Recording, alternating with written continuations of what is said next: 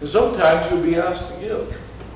So if you don't watch the demonstration, you just think you've already learned the way you teach it now, you may find yourself surprised, so it's important to watch the demonstrations in that way. I don't think we mentioned how that TAs will be expected to both give and receive. Yes, and TAs should be prepared to give or receive massage during the class practice session from students, or from pairing up with students, or even receiving from the instructor, or perhaps even giving a massage to a guest. So that is something that will be assigned by the instructor as far as which student to pair up with and how to go about doing that. I think it's really important for you to recognize that you're, as Val's already mentioned, sort of an interface between the instructors and the students, and particularly when we have a guest, that you help us make sure that that person is comfortable. And one of the most important ways to do that would be like if we call upon you to give a guest a massage, to just really know that you're helping us to, yes, sell the school, one, but on another level, you're helping us to promote the profession. And the profession is always on the line, and it's always a matter of us showing how professional that we can be here at the school. So I think that's really important. And also along that line, it would be important for them to ask for you to ask Val or myself, whoever's in charge, Peg, for Bonnie, for assignments as far as the tables are concerned. Yes, I think that's very, very important. Sometimes we as instructors have certain ideas about how things should go, or we see a particular student or a particular situation we want to have handled, and we want to have the freedom just to ask the TAs, we need you to participate over here or to participate over there. So we may not make the reasons always clear. There's usually, we've usually thought it through, and when we can organize it that way, it helps facilitate the whole class. Yes, and in a sense, as a TA, you really are between the teacher and the student, and it's really important for you to not only communicate with the student, but it's also important for you to communicate with the instructor. So if you get at a table, you're working with someone, and all of a sudden you feel them emotionally push you back. You know, you feel a little resentment, you feel a little anger. Maybe you don't like the person. That's okay, you know. That's okay. As an instructor, I have to, as Val and I have to stay in there. Any instructor has to stay with, because we cover the whole space. And two, when we run into conflict with a table, we can back away from that table, whereas if you're assigned to two tables, you're stuck there unless you tell us, hey, it's not working with this table, so you give me another table. And when you ask for that, we will really understand what's going on there. It's not a matter of being stuck, okay?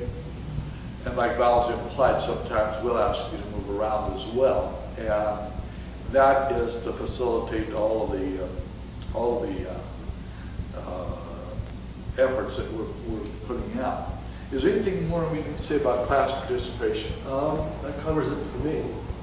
Let's talk about some things to avoid. Oh, the fun stuff. The real fun stuff. Personal techniques is one of those things that you avoid. And you mean? Like, you know, teaching the techniques that you've learned that work best for you. You know, it's like, well, you know, Val said do it this way. What do you run into that way, Val?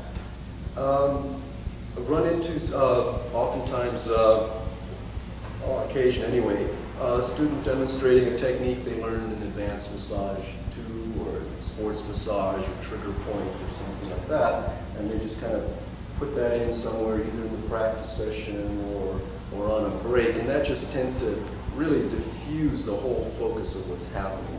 A new student, a beginning entry-level student, this is their first experience.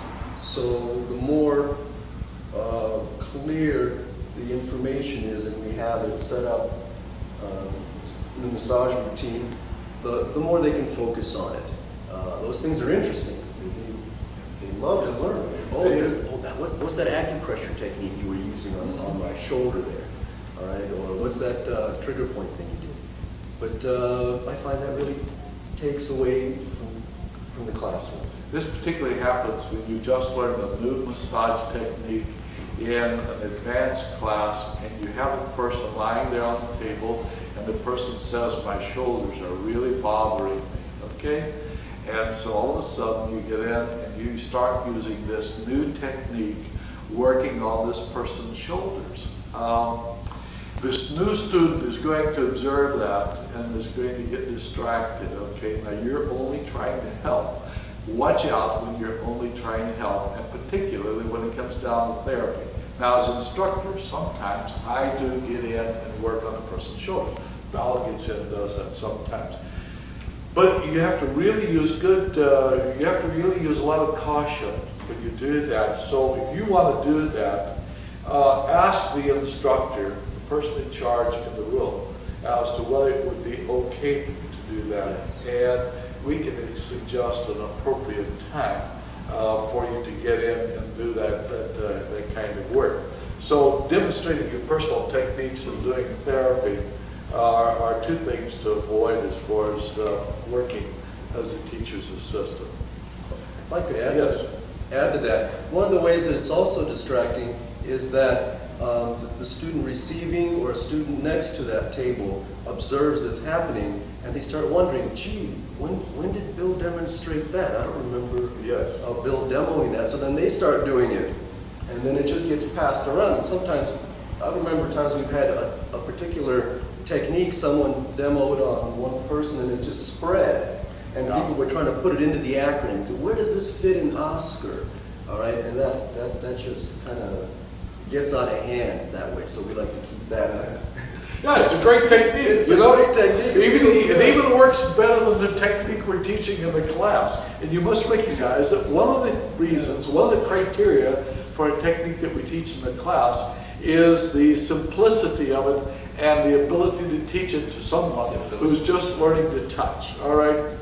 And so those techniques that you learn in basic are, in the fundamentals, are good techniques. They're not necessarily the best, but considering all of the circumstances, they are the very best.